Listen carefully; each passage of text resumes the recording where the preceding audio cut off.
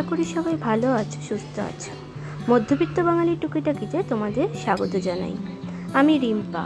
আজ আবারও একটা নতুন ভিডিও নিয়ে চলে এসেছি। আজকের ভিডিওটা সকালবেলা ব্রেকফাস্ট থেকেই শুরু করলাম। আজকে সকালবেলা ব্রেকফাস্ট ছিল ধোসা আর বাদাম চাটনি। হাতে গোনা আর মাত্র কয়েকটা দিন, তারপরেই কিন্তু স্কুল খুলে যাচ্ছে। গরমের ছুটি প্রায় শেষ হয়ে গেল। সকালবেলা ভাইয়ের হাত দিয়ে মা কি পাঠিয়ে দিয়েছে দেখি। অনেক সকাল সকালই ভাই আজকে চলে এসছে। ভাই যখন এসেই পড়েছে, ভাইকে বললাম আজ যেন ভাই থেকেই যায়, দুপুরবেলা একসাথেই আমরা খাওয়া দাওয়া করব। এই যে এখানে পাঠিয়েছে জিলিপি, আর এটা হলো সয়াবিনের মুইঠা। ভাই যখন এসেই পড়েছে, ভাইকে দায়িত্ব দিলাম যে তুমি আজকে রান্না করো।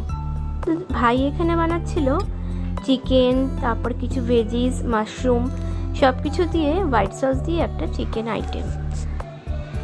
আমার বাড়িতে আসলে এরকম নানা রকমের রেসিপি বানানো হয়। অ্যাঞ্জেলকেও ডেকে নিয়েছি, দুপুরবেলা আমরা সবাই মিলেই একসঙ্গে খাওয়া দাওয়া করব।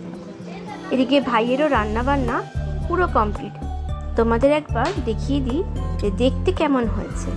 তবে যদিও রান্নার রেসিপিটা পুরোটাই ভাইই করেছে, তাই জন্য রেসিপিটা তোমাদের সঙ্গে শেয়ার করতে পারিনি। চিকেন আইটেমের সঙ্গে বানিয়েছিল শেজওয়ান রাইস। আর বাচ্চারা তাদের মামার হাতে রান্না খেতে কিন্তু দারুণ ভালোবাসে। দেখো দেখতে কি সুন্দর হয়েছে।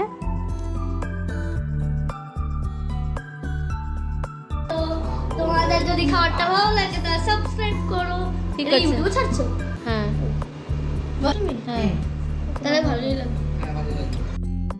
রবিবারের দুপুরবেলাটা বেশ আনন্দেই কাটলো। এর ভাই বোনরা সবাই একসঙ্গে মিলেমিশে খাওয়া দাওয়ার মজাই কিন্তু আলাদা। আজকের ভিডিওটা তবে এখানেই শেষ করছি। আজকের এই ছোট্ট ভিডিওটা তোমাদের কেমন লাগলো অবশ্যই জানিও। কিন্তু সবাই ভালো থেকো, সুস্থ থেকো। খুব শিগগিরই দেখা হবে পরের ভিডিওতে। আর একটা জিনিস তো বলতে ভুলেই গিয়েছিলাম যে এই হোয়াইট সস দিয়ে চিকেনের রেসিপিটা কিন্তু দারুণ হয়েছিল। অবশ্যই রেসিপিটা একদিন তোমাদের সঙ্গে শেয়ার করব। ফ্রাইড রাইস হোক বা শেজওয়ান রাইস, পরোটা হোক বা রুটি, সব কিছুর সঙ্গে কিন্তু দারুণ লাগবে। তাহলে ভিডিওটা এখানেই শেষ করছি। সবাই ভালো থেকো, সুস্থ থেকো।